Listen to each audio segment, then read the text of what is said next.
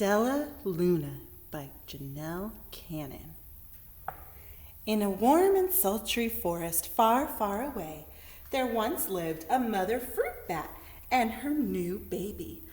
Oh, how Mother Bat loved her soft, tiny baby. "I'll name you Stellaluna," she crooned.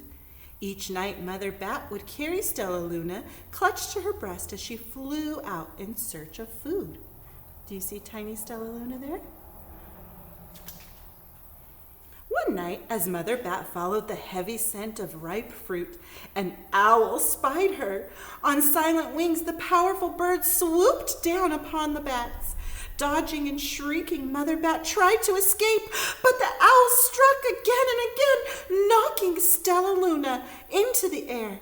Her baby wings were limp and useless as wet paper.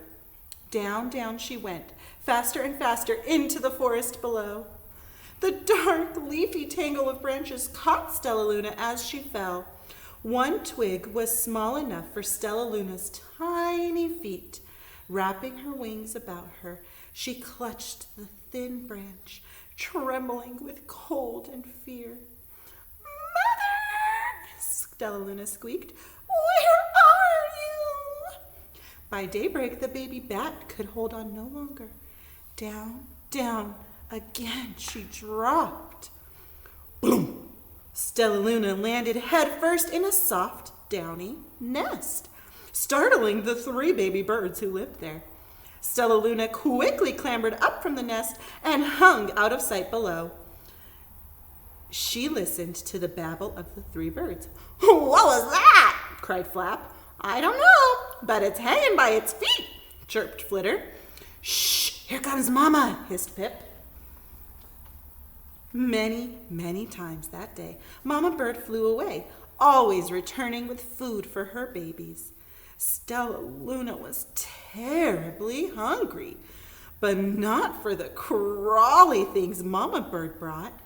Finally, though, the little bat could bear it no longer. She climbed into the nest, closed her eyes, and opened her mouth. Plop! In dropped a big green grasshopper. Stellaluna learned to be like the birds. She stayed awake all day and slept all night. She ate bugs, even though they tasted awful. Her bat ways quickly disappeared, except for one thing. Stellaluna still liked to sleep hanging by her feet. Once, when Mama was away, the curious baby birds decided to try it too. When Mama Bird came home, she saw 8 tiny feet gripping the edge of the nest. "Eek!" she cried. "Get back up here this instant! You're going to fall and break your neck!" The birds clambered back into the nest, but Mama Bird stopped Stellaluna. "You are teaching my children to do bad things. I will not let you back into this nest unless you promise to obey all the rules of this house."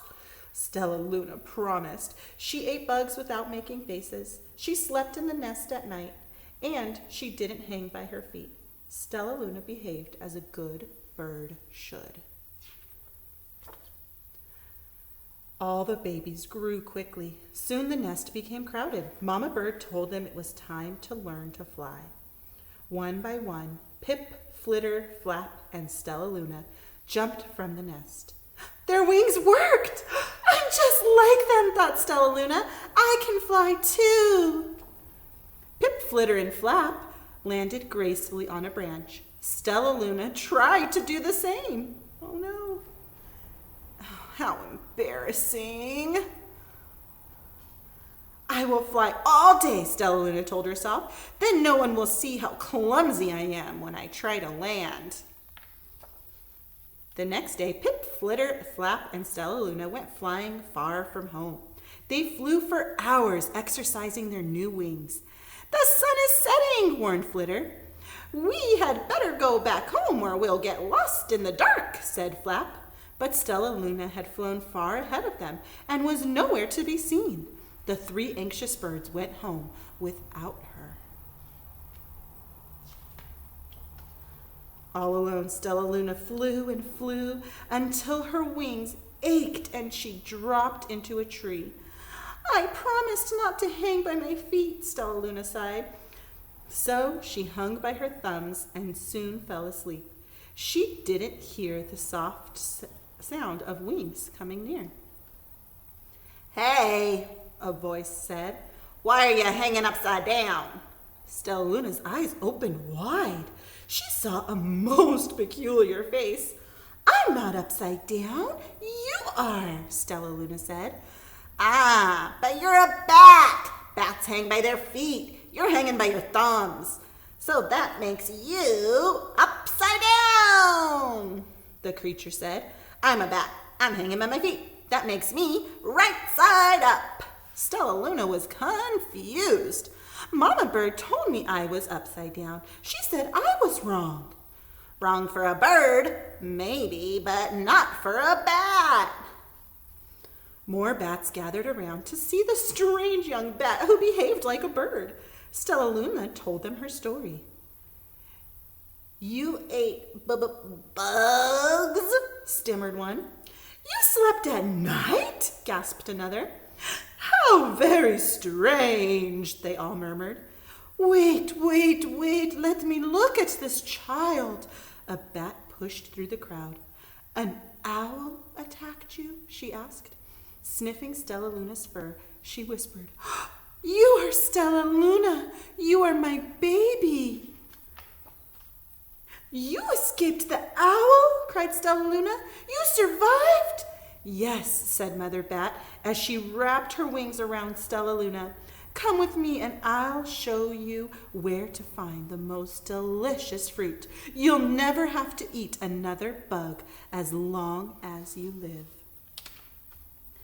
But it's nighttime, Stellaluna squeaked. We can't fly in the dark or we'll crash into trees. Oh, we're bats, said Mother Bat. We can see in the darkness. Come with us.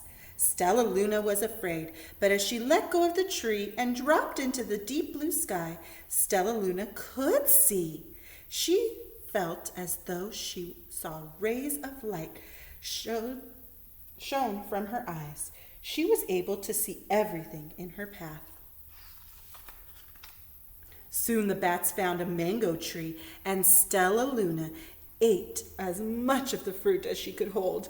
I'll never eat another bug as long as I live, cheered Stellaluna as she stuffed herself full. I must tell Pip, Flitter, and Flap. The next day, Stellaluna went to visit the birds. Come with me and meet my new family, said Stellaluna. Okay, let's go, agreed Pip. They all hang by their feet and they fly at night and they eat the best food in the whole wide world, Stellaluna explained as she explained to the birds as on the way. As the birds flew among the bats, Flap said, I feel upside down here. So the birds hung by their feet. Wait until dark, Stellaluna said excitedly. We will fly at night. When night came, Stellaluna flew away. Pip, Flitter, and Flap leapt from the tree to follow her. I can't see a thing, yelled Pip. Neither can I, howled Flitter. Aye, shrieked Flap. They're going to crash, gasped Stellaluna. I must rescue them. Stellaluna swooped about friends in the air. She lifted them to a tree, and the birds grasped a branch. Stellaluna hung from the limb above them. We're safe, said Stellaluna. Then she sighed. I wish you could see in the dark, too. We wish you could land on your feet, Flitter replied. Pip and Flap nodded. They perched on silence and for a long time. How can we be so different and feel so much alike, mused Flitter. And how can we feel so different and be so much alike, wondered Pip. I think this is quite a mystery, Flap chirped. I agree, said Stellaluna, but we're friends, and that's a fact. The end.